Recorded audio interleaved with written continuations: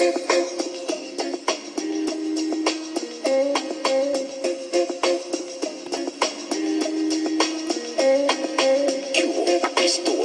the big boy, down with the homegirls, down with the homeboys, kicking back, listening to a huggy boy roller, waiting for the night to hit so we can find some cholas. I told you I'd come back in the 9-tray, bumping in my 6-tray, cruising in the calle. I got my parlay, orale ese, cause when I do it all day, and then I come back. What's up? It's your girl, Chunky but motherfucking funky, always keeping it funky in this motherfucking fucker. What's up, orale, you guys? So, I just decided to fucking just do this video real quick. I was supposed to take my daughter to, she's been going to multiple dentist appointments because she's getting her, braces put on. So if anybody knows how that is, it's like, there's a lot of different things that you got to go through. So, but I couldn't find my keys and I was pissed off. And y'all know the way it is when you live with family. There's messes. There's fucking messes everywhere around my house. And I'm just like, where the fuck did this come? Where did that come from? Like, what the fuck? Who put this here? Who put that? Like, I was so pissed off. And I couldn't find my keys. And I'm just like, you know what? My mom had to end up taking her. And I'm just like, I'm stuck in the house. No keys. Can't lock my door. And I'm like, fuck it. I'm going to do a video. Now, I've been wanting to do this video for a while now. Sit down and just talk to you guys and you know, just kind of keep it funky with you all. This is a video that I've been wanting to do for the longest, and I wanted to kind of like do it a little bit more cheesy and kind of like, you know, dress chola and do my lip liner and kind of like, you know, with my chola style. So basically this video is gonna be, as the title says, I'm gonna name it Am I a Real Chola? Okay, so we gonna get it squared away. Am I a real motherfucking chola? What the fuck is that? Like, what's up, Chunky? You a chola or not? You ain't no real chola, Chunky. I mean, I get a lot of those. Like, you ain't no fucking real chola, blah blah blah, whoop-de-whoop. But catch me outside, bitch. I don't give a fuck. Like, first of all, whether I'm a chola or not, I will still fuck you up, okay? I will still fuck you up. So let's get that straight. Because I don't fucking buckle down. Whether I'm from a gang or I'm not from a gang. Like, it's just like, why does it make you more tougher if you're from a fucking gang? Like, why does it make it, I really necessarily don't think that that's true. If you're from a gang, you ain't tougher than me if I'm not from a gang. Like, if I'm fucking out there in the world walking on my own 2 feet with my own motherfucking head up high, not scared of no motherfucking buddy, doesn't that make me more tougher? Like, doesn't that make me tougher? Like, being by myself? I mean, who's tougher? Somebody walking through, let's just say, for instance, okay, let's do a metaphor. If you go into a haunted house, and this haunted house, like some ghost adventure shit, okay, and this haunted house is haunted as fuck, demons and all. If you go into that house by yourself, rather than going in with a bunch of people because you're scared, so you're scared as fuck, but you go in there by yourself, who's gonna look tougher? Who are you gonna say is tougher? Like, damn, that bitch went in by herself. That fucking bitch went into that motherfucking scary ass house by herself. She's the fucking real MVP. She's the fucking, she wasn't scared for shit. Like, she's the real gangster. Or are you gonna say the people that went in like 5 people deep, 6 people deep? Who's really tougher? Like let's come on, let's be real about it. You know what I mean? But with that being said, you know, I come with this, you know, kind of chola style. I always reference chola this and chola that. You know, I always went with it, and I always went with that because there's a lot of reasons why, and I'm going to get into it. So when I was younger, I always got called a chola. Like, are you a chola? You act like a chola.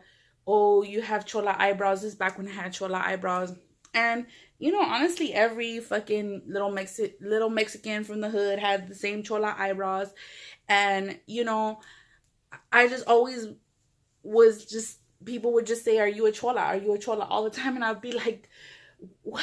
Like, at first I would try to fight it. Like, I would try to be like, you know, chola, what the fuck? Like, no.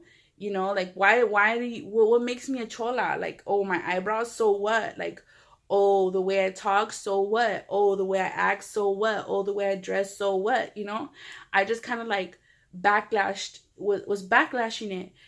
But after so many people always telling me, like, oh, you a chola, oh, you act like a chola, oh, you talk like a chola, and I'm just, are you a chola? Oh, chola this, chola that. And I'm just like, after a while, like, for years, like, till now, basically, I get called that. So I'm just like, I'm not gonna fight it anymore. Yeah, fuck it, I'm a chola, whatever you want to fucking see me as, that's what I am.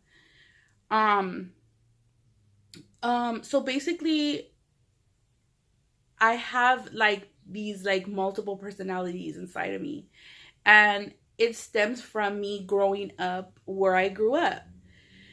um I'm 30 years old, so just to kind of give you a reference of me being a 30-year-old Latina, Hispanic, Chicana, whatever the fuck I am, because everybody has these words for it: Mexican, American, Latina, whatever, okay? Whatever I am. Um just imagine me being a Mexican American, living in East LA. I was born in downtown LA, the heart of downtown LA. I was born. I grew up in, as a baby, I was born into the projects, living in the projects. Um, just living in the hood, like just being amongst East LA and being amongst people I was raised around. You could kind of, just to give you a vision, you know what I mean? And from you might not be from LA. You might not know the Chicana kind of like where I'm talking about. But if you could kind of envision maybe where you came from, and wherever the Chicana culture was where you're from, basically that's where I'm from. You know what I mean? So living where I lived and growing up around who I grew up around, I think honestly, regardless if you were gangster or not, I'm sorry, the paisa ladies are gossiping right outside my motherfucking door. All right, okay. So, um, regardless if honestly, if you were living where I was living, amongst where I was amongst, even people that weren't cholos, even people that weren't cholas, even people that weren't gangsters, we all pretty much had the same lingo, the same talk, the same kind of swag about us. Um, and that's a fact. Like, I knew my uncles, my brothers.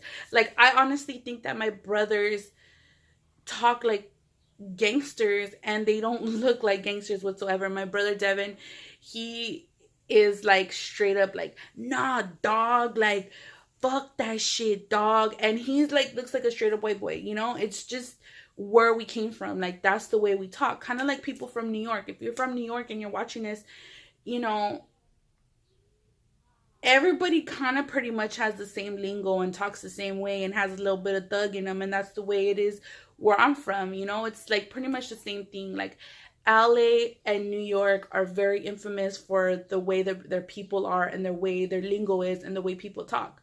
So regardless if you a thug, if you grew up in New York, you're gonna have that little New York swag about you. And same as in LA. um I have that little LA swag about me because that's what I grew up around. and the lingo and the way I could kind of just go into this kind of like chola persona real quick, like, because that's what I was raised around, and that's who, honestly, who I looked up to as a little girl. Like, I seen these cholitas, like, with this lip liner and this motherfucking, these fucking, chola eyebrows. Some didn't even have eyebrows. My mom never had eyebrows. Um, she didn't have eyebrows, but she had like a copete. He called it a copete, like, where she would, like, kind of fucking feather her hair. And then it kind of went into the 90s with the lip liner. um I just grew up looking at these women that had this style, and these men that were gangsters, and I just kind of like looked up to them as a little girl. I just kind of like looked up at, you know these cholas, and were like, those were like my vision of beauty. Like, I looked up and at my mom's friends. My mom was never really the type of woman to wear makeup. My biological mother wore makeup. My biological mother was more like a cha-cha,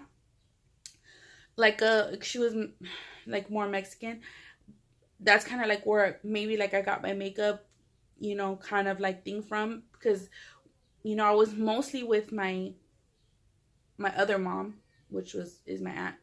I was mostly with my other mom, so she really didn't wear makeup, but she did do her hair. And she did kind of have like a, just kind of like a, like a chola swag about her style, kind of like muscle shirts, like, her pants and her 501s and stuff like that. um Her friends were all cholas. Her friends were like, lip liner, Sharpie eyebrows, big shirts, 501s.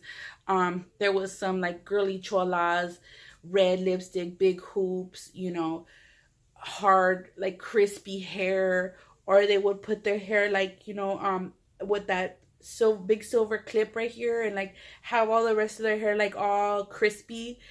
And I remember just looking at these women and just being like, wow, like, I cannot wait to grow up and just like put my lip liner on and put my red lipstick on and put my hoops on. Like, I would see, it's like being a little girl and looking up to an idol, or looking up to, or just looking at like beautiful women and being like, I can't wait to look like that. I can't wait to be like that when you grow up.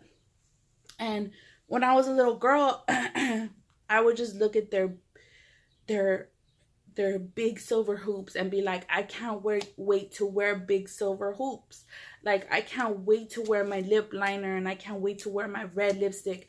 And I remember like always remembering that when I got like to maybe 8, 9 years old, 10 years old, I remember I'd be like, Mom, I want red lipstick. So, my mom would buy me like 99-cent store red lipstick, and I would wear my red lipstick and put hoops, like some hoops on.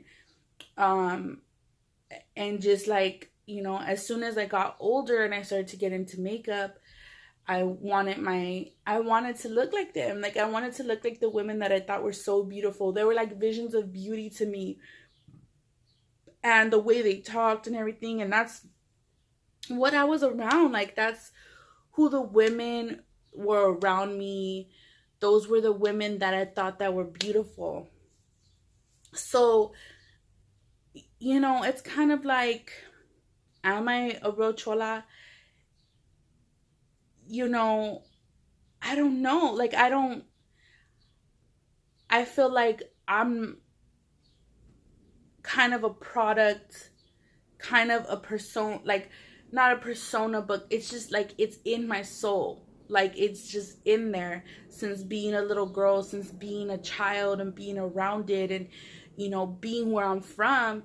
It kind of just comes naturally. Like, it kind of just like, I could be chunky, and then orale, what's up? I could be chunky, you know what I mean? Like, I could just bring that chola out of me. And being around it and being around people like that, and living in the ghetto and living where I lived, even later on getting out of the ghetto and coming to Montebello and coming to Pico Rivera, it was still the same thing. People just had like little houses and people were a little bit more well off, but people were still, Montebello and Pico Rivera and other outside, well, I think more Montebello and Pico Rivera are more cities where people weren't actually raised. Montebello and Pico Rivera were like kind of like cities where people came from East LA, fucking Compton, Boyle Heights, downtown, like Long Beach, everywhere here in Montebello and Pico Rivera, somebody's from somewhere else. So if you ask them, did you grow up in Montebello? No, I came from East LA. I came from, this city, that city, different cities around to come to here. And, kind of like we're able to like get a house or like live somewhere a little bit more comfortable than East LA and, the ghettos and stuff like that. So that's where basically like where I am at now. So when I moved, especially Pico Rivera, like everybody has that still that, like they say, you could take the people out of the hood, but you can't take the hood out of the people. So basically people still have that hood mentality here. And we mingle amongst paisas, paisas, there's like paisas, and then there's like, Chicano people, which, do I dare to even explain what that is? I don't even know what that is. Like, basically, Chicanos are just like people, Mexicans that were born here. I come from a whole different breed of Mexicans because, well, my grandma's a citizen, but my other grandma, both my grandmas, one's a citizen, one became a citizen, but she was born in Texas, but I think as a little girl, she came here to America and she got her citizenship, working with a rich man when she was younger. My brother told me the story, but my other grandmother, she was born here. And also my great grandmother was born here. And their great grandparents were born here. So the reason why they were born here was because they were Native Americans. So they were born on this soil.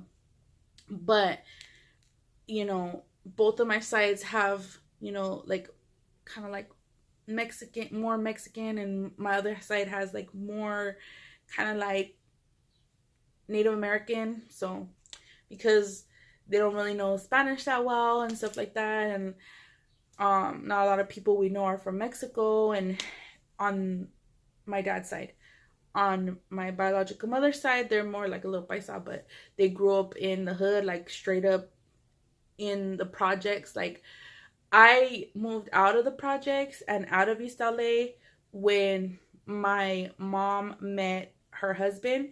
He moved us out to Pico Rivera. Pico Rivera were pretty much not middle class Mexicans, but like a little bit lower than middle class.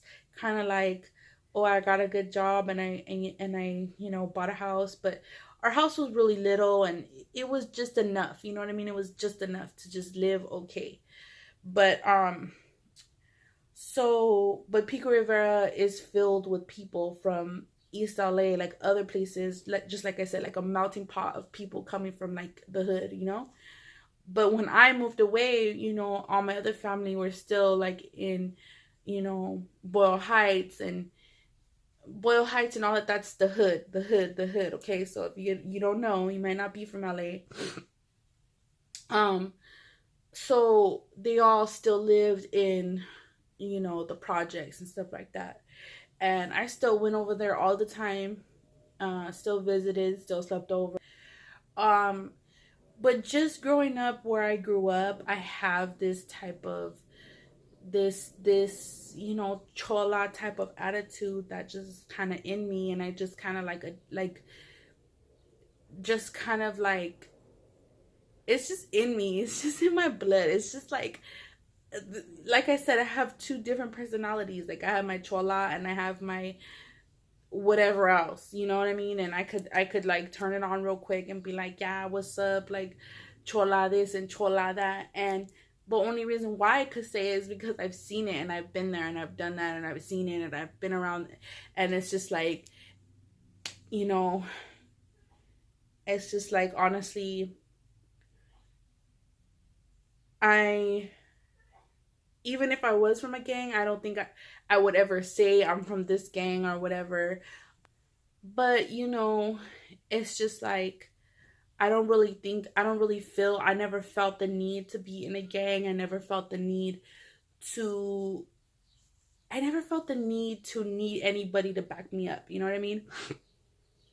Maybe like my friends, if it's like, I'm not gonna get myself into a situation where there's multiple fucking bitches and they're gonna fight me or they want to fight me. Like, I'll be like, okay, I'm gonna take a homegirl and a homegirl, but like, that are my homegirls, like, just back me up, let me fucking fight this bitch. If I need some help, if another bitch tries to run in, you get the other bitches.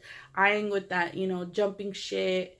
I believe in one-on-one. Let's fight, me and you. If you win, hey, fucking congratulations. If I win, fuck you, leave me the fuck alone. You know what I mean? So it's basically, technically, I feel like I'm a chola. Like, I feel like I'm a motherfucking chola. But maybe, what the heck is this cat doing? You're gonna fall, you weirdo. Basically, I feel like I'm a chola.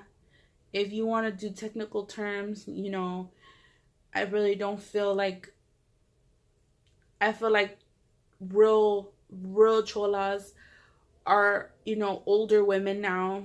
They're all like maybe in their 40s and up, like the real true blue cholitas, like real true blue cholas are kind of dwindling away. And I really feel like cholas and chola styles are really becoming just a style.